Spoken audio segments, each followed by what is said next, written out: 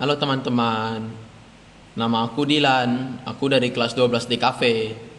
Hari ini aku akan membuat tugas PKN yang berjudul Cerminan Hak dan Kewajiban Warga Negara. Nah, yang pertama itu, mengapa kita harus tahu hak dan kewajiban?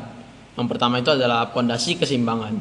Hak dan kewajiban adalah pondasi kehidupan berbangsa dan bernegara yang seimbang.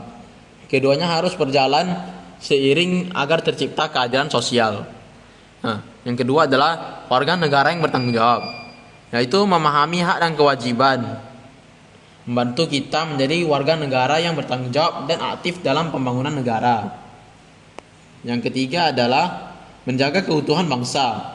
Tanpa kesadaran ini, hak bisa dilanggar dan kewajiban diabaikan, yang pada akhirnya mengancam persatuan, keadilan dan keutuhan NKRI. Yang ketiga, pengertian hak dan kewajiban. Hak warga negara adalah sesuatu yang harus diperoleh oleh orang yang sebagai warga negara. Contohnya adalah memperoleh kehidupan yang layak sebagai warga itu. Contohnya adalah pendidikan yang layak atau tempat tinggal yang layak. Kalau kewajiban warga negara itu menaati hukum dan pemerintahan, yaitu ikut semua hukum yang ada di Indonesia atau di sebuah negara tersebut. Nah, selanjutnya adalah landasan konstitusional hak dan kewajiban.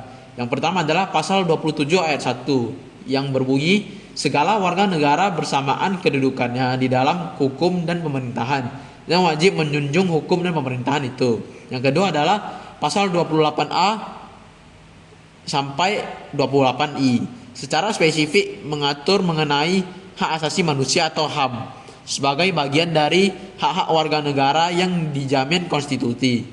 Yang ketiga adalah pasal 30 ayat 1 yang berbunyi menekankan kewajiban setiap warga negara untuk ikut serta dalam usaha pertahanan dan keamanan negara atau bela negara. Nah, fungsi landasan hukum itu apa? Fungsi landasan hukum adalah untuk menjamin perlindungan hak sekaligus menegaskan tanggung jawab warga negara, atau menciptakan kepastian hukum dan keteraturan sosial. Nah, contoh-contoh hak warga negara. Yang pertama, politik dan demokrasi, yaitu hak untuk memilih dan dipilih dalam pemilu.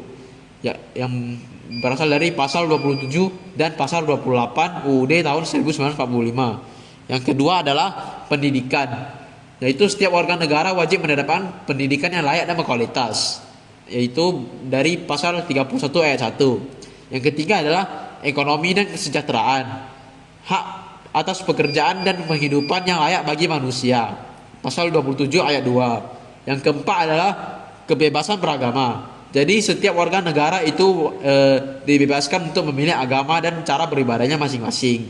Yang keempat adalah perlindungan hukum, hak atas jaminan dan perlindungan hukum yang adil dan perlakuan yang sama di mata hukum, pasal 28D.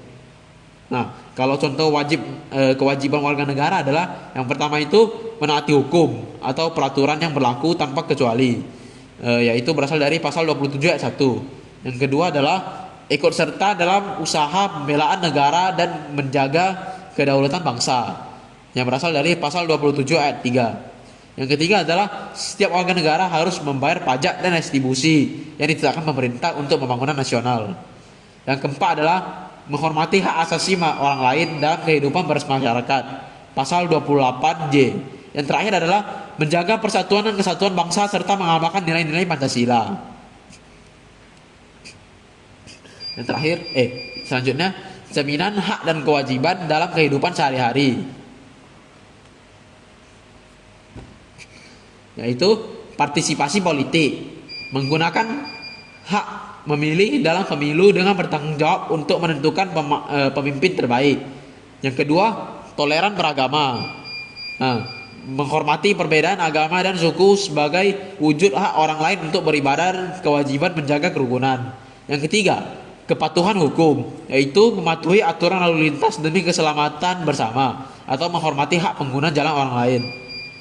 Yang keempat adalah peduli lingkungan, yaitu ikut serta dalam kegiatan gotong royong atau menjaga kebersihan lingkungan dan membuang sampah pada tempatnya.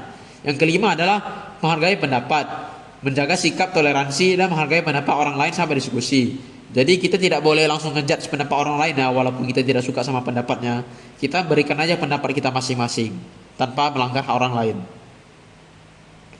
Nah, yang terakhir adalah penutupan dan fleksi. Yang pertama adalah keseimbangan esensial.